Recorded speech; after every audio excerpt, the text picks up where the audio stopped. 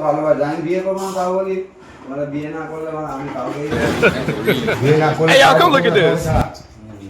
আর তোমাকে খুব ভালোবাসে তুমি যেটা এই দেখো একটা কথা কি বলো তো अच्छा চা চায় তুমি ধরো বিয়ের আগে ঠিক আছে। কোন ছেলে আছে মানে এই পুজোর সময় ঠিক আছে। একটা শাড়ির দাম 12 ঠিক আছে, समझ गया। তুমি দাও 500 টাকা समझ गया।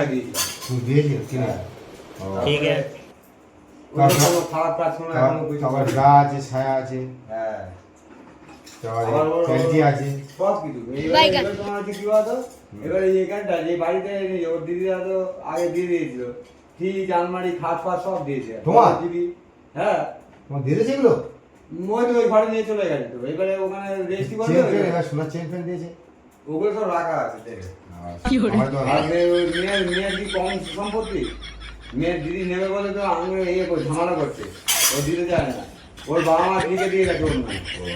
ঠিক আছে কি বলতো ইয়ে ভাই সবুজ কি বলতো দাদার যে লবুদার হচ্ছে গিয়ে মেয়েটা ভালোবাসে ক বছর বয়স লমুদা?